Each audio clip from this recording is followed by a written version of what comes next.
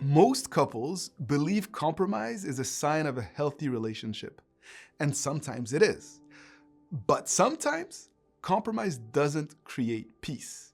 It creates resentment, quiet resentment, polite resentment, the kind that shows up later in tone, in distance, in lack of enthusiasm, or emotional withdrawal. Today, we're going to talk about when compromise actually harms connection and why unity in decisions is not the same as meeting in the middle. Hi, my name is Coach Adrian, and you are watching episode 3 in our Choosing Together series.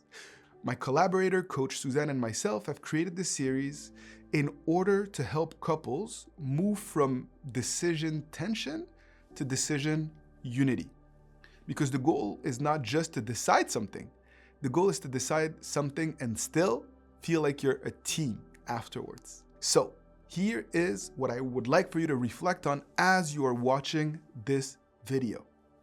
Have you ever agreed to something in your relationship, but still felt frustrated, disappointed, or disconnected after the decision was reached? Maybe you said yes on the outside, but on the inside, something different settled. Again, there's no judgment here. I've done this very often. But I ask for you to start to raise your sense of awareness as to the dynamics inside of your marriage, inside of your relationship. One of the biggest problems with compromise is that people often give something up. And sometimes what gets given up is not just a preference. Sometimes it's a value, a core value, a priority, something tied to identity, something that's deeply meaningful. And when people give up something that feels essential to them, oftentimes resentment can grow quietly underneath that decision. And resentment is dangerous for any relationship because over time it starts to leak out and it will kind of rear its head through tone, through body language, through reduced effort, and through emotional distance. Another challenge with compromise is that it can create decisions that don't fully work for either parties or people.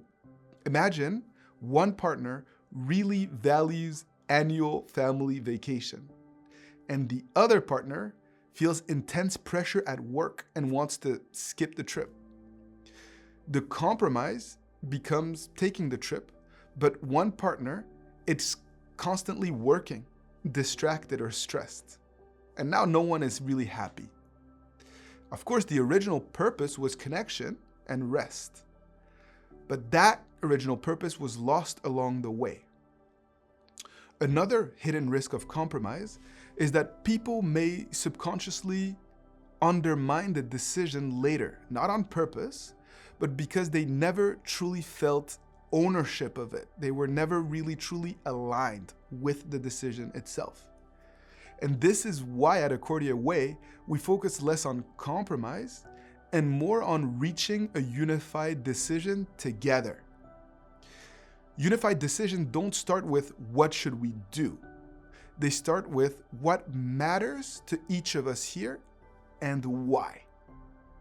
When couples slow down and share why something matters, what fear is underneath, or what hope or what value is underneath that thing that matters, understanding grows. Understanding about who each other are, what we care about. And understanding, and an advance in understanding, will change the decision, the outcome. Another powerful shift is letting go of the outcome itself, letting go of the control early in the conversation. Instead of deciding first what the outcome is going to be, first you explore, first you listen, first you are truly curious about what it is that is on your partner's heart and why. And sometimes something completely new emerges. It's not your idea, it is not their idea, it's something that is better than what you either originally thought or the original positions of both parties. This is where co-creation lives. And co-creation is where unity lives. Another important reality is this. Sometimes unified decisions don't happen in one conversation. Some topics need time. Some topics need space.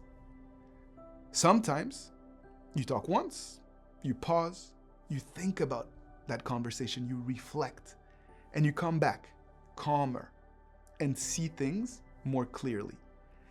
That is not failure. That is maturity in decision making. Some decisions or topics are complex and they need that time. And especially if you notice that emotions start to escalate during the decision conversation, one of the healthiest things that you can do for yourself, for your marriage, for your couple, is to pause and to reset. Because decisions made under emotional pressure rarely create long-term unity. If you pause and think about it for a little bit, most decision resentment doesn't come from the decision itself. It comes from the feelings associated with the decision. Feeling unheard, feeling dismissed, feeling rushed, feeling overpowered, feeling emotionally left out of the process, even though to your partner, the decision was made together. If you're listening to this and wondering, how do I do this? How am I able to get to that point where we can make this beautiful decision, co-creating without overpowering, without rushing, without dismissing, without feeling emotionally left out? Don't panic. This is something that happens gradually over time. It is a capacity that is built over time. And we've created this tool, the Acordia Communication Mirror, to help you in degrees get to that point over time. So it is one click away in the description of this video, and it is meant to support you and your couple to move towards that process of true joint decision making, where both people can feel ownership and both people can support any given decision. Ultimately, I would like for you to be more aware of the patterns in your relationship over time. Not just think about what decisions were made, but how decisions feel while they're being made. Did we both feel heard in this decision? Did we both feel included? Did we both feel respected? Do we both feel like a team when we decide certain things? This is so important and so powerful.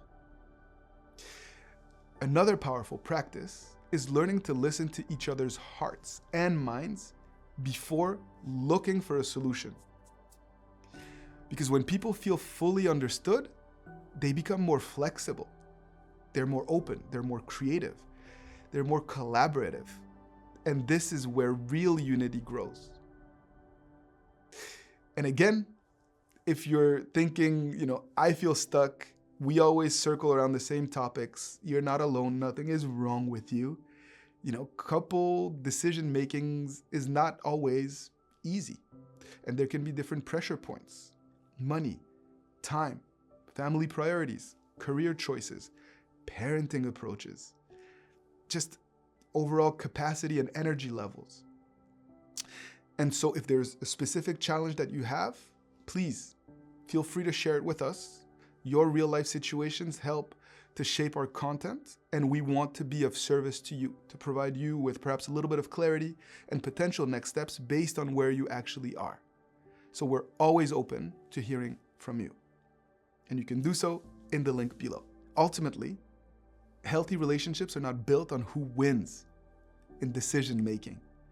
They're built on how decisions are made together. And when couples learn to move away from compromise and towards co-creation, decisions stop feeling like sacrifices and they start feeling like shared wins.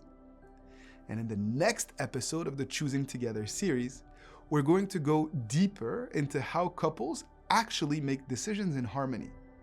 Not by avoiding differences, not by forcing agreement, but by building alignment step by step. And if you want conversations that leave both of you feeling respected, included, unified, and empowered, stay with us. Let's continue to learn together through the Acordia Way.